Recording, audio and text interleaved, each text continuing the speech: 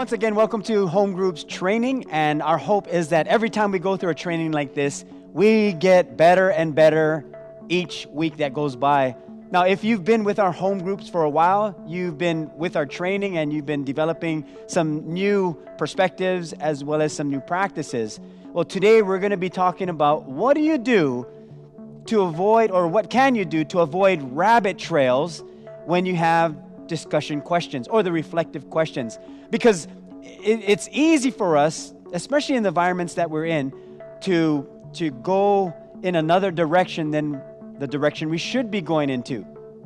Let me call them rabbit trails. It just takes us off of the main trail.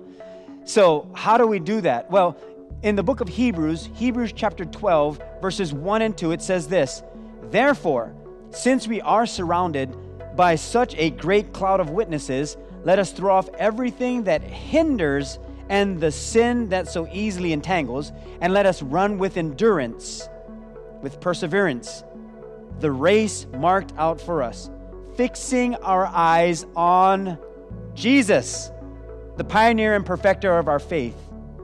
For the joy set before him, he endured the cross, scorning its shame, and sat down at the right hand of the throne of God." So what the Bible is telling us is that we're surrounded by so many great people, great men and women of faith who have gone home to be with the Lord. And we're also surrounded by people who support us and people that cheer us on. So because we're surrounded by so great of a cloud of witnesses, let us fix our eyes on Jesus. So we're not fixing our eyes on the church. We're not fixing our eyes on discussion questions. We're not fixing our eyes on if our home groups are going well. We're not even fixing our eyes on what is happening in the moment. The Bible tells us to fix our eyes on Jesus. That word fixing our eyes on, it means that you're going to turn the eyes away from other things to fix them on something. That's the word that is used. So we're not just trying to focus on something or someone. We have to turn the eyes away from other things and fix them on something. In other words, rabbit trails can be distractions, or the conversations that we have may be distractions or may be distracting us from the goal of the question. But the questions that we're discussing and the answers is not the goal.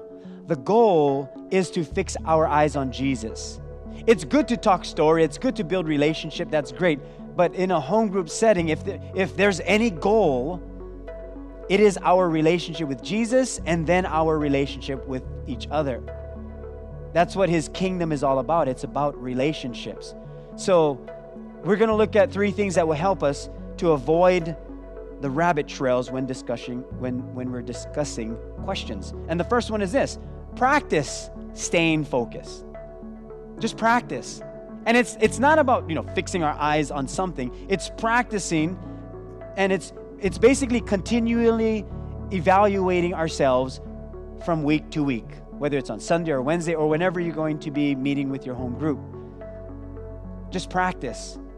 Have that self-reflection or talk among each other. Like, how can we stay focused? And just practice from week to week rather than saying, "Hey guys, no, we're going off on rabbit trails. Let's stay focused now." Because if we do that, then we'll miss what God might be doing in the moment.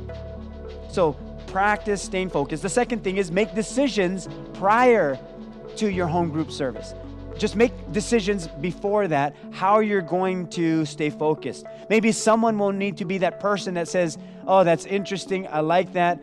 It's great that your team won yesterday. So how do we tie it into what we're discussing today?"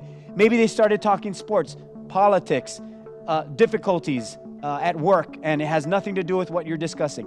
Maybe you can pick someone that will help steer everything back to get focused on who Jesus is, or to become more focused on who Jesus is, or maybe have some type of time limit. Maybe in the group you have someone who never talks, and then maybe you have someone in the group that you wish they never talked. So you're going to have differences in how people will view their perspective. But if you have a time limit, maybe give a rough estimate and say, hey guys, because we're going to be discussing, maybe we can share about 30 seconds to a minute and give some margin for someone who they may need to discuss some things further beyond that. But make those decisions before service, because this is really what we want to get to. And this is the third thing. Allow the Holy Spirit to lead the discussion or even the reflection times. Now, maybe you don't have people in your homes right now. Maybe it's just you. This third point is very important. Allow the Holy Spirit to lead the discussion. And you might be thinking, yeah, but it's only me in my home. You can still have the discussion with the Holy Spirit. Still discuss things with the Holy Spirit, because there are things that are deep in our souls that we don't know about, but He does. So let Him lead the discussion. And when He's leading the discussion, and I know we're talking about, avoiding rabbit trails, which is the gist of what we're trying to accomplish. But at the same time, if there is a rabbit trail, but the Holy Spirit is leading, it may be the trail we need to be on.